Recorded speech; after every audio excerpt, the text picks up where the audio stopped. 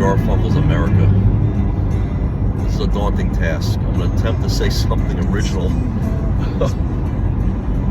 about a song, the group, an artist, Paul Simon, a songwriter, that has justifiably been well-worn with praise and commentary. I'm going to try to add to that conversation that should always continue long after I'm here, for as many generations as possible. I think Paul Simon should have his legacy, his musical legacy should have the endurance of a Bach, a Beethoven. I think he's better than Bach and Beethoven.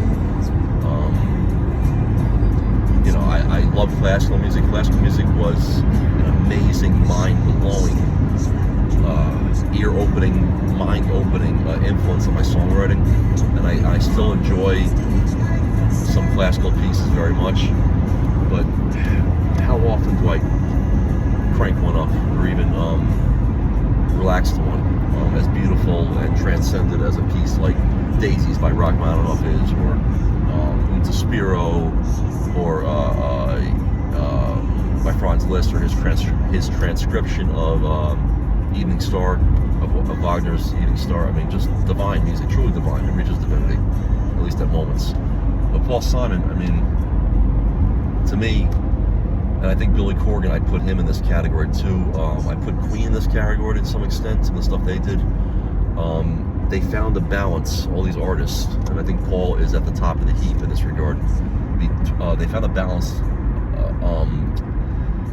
They used classical sophistication, sophisticated chord changes, sophisticated musical movements within their compositions, but they balance it out with pop, the universal language. The true music is the universal language, but the true, within that greater definition, the true universal language within music is what we know as pop, or I think even more specifically rock and roll. There's nothing more universal than hard driving rock and roll, a great rock and roll song.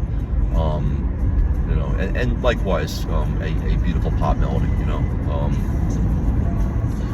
So that's what Paul Simon did. I mean, he took poetry. I just read recently, and I think I'd read this years ago, but it was reaffirmed in my mind, an extraordinary fact about this song, America. Not a single line rhymes. Let us be lovers, we'll marry our fortunes together. I've got some real estate here in my bag. And then, of course, later on, the greatest shout out to New Jersey in history. Counting the cars on the New Jersey Turnpike, they've all come to look for America. Nothing rhymes, but yet it works so perfectly. It works as if it's a simple A-B rhyme scheme. It's brilliant, genius. So this organ line at the end, listen to this, just cascades. Oh. Divine. On their concert in Central Park, Simon and Garfunkel, they did a version of this, and they repeated the Jersey Turnpike line at the end. In the recorded version, they only sing it once, and it's one of those choruses, like the chorus of "Wish You Were Here," the final chorus of that. It just needs to be repeated again because it's just that good. So in the Central Park concert, they do repeat it a second time, which I think was a wise choice. But back to Paul Simon and his songwriting. Yeah, it's classical or just highly sophisticated songwriting and composition that is delivered with the immediacy and the relatability, the down-to-earthness of great pop and rock and roll poetry. And I think Billy Corgan's doing that these days. Listen to his Autumn. I think it's called Autumn. It sounds pretentious, but I think that's the proper pronunciation. Autumn. His 33-song rock opera. I mean, it's just a bunch of pop and rock songs, but very sophisticated. Yeah, I think that's what I try to achieve in my songwriting. I'm not sure if I quite pulled it off. I think I've come pretty close with some songs. I'm so inspired by the truly limitless compositional possibilities of classical music, but you always got to write a great song. It's got to be a great pop, or depending on the style you want to engage in, pop or rock song, that just cuts to the heart of the human experience, the human condition. You have to find that down-to-earth poetry that truly anyone, from a toddler to a grandma, can relate to.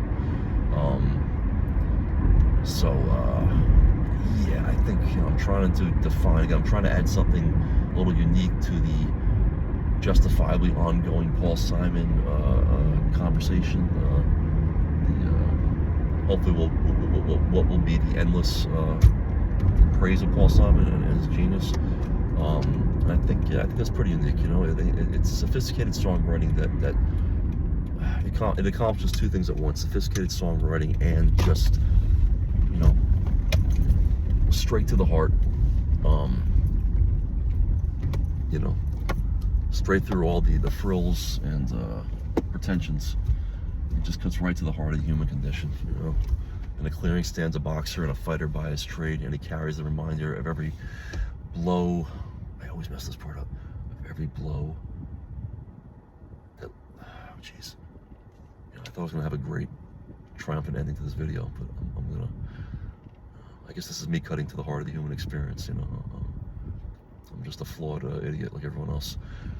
Of every blow that laid him down or cut him till he cried out in his anger and his shame, I am leaving, but the fighter still remains.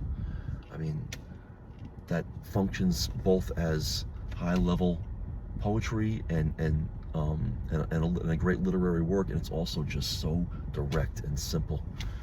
And again, anyone can relate to it. I don't know what your IQ level is. I don't care what your experiences are. It doesn't matter, you know. That is truly a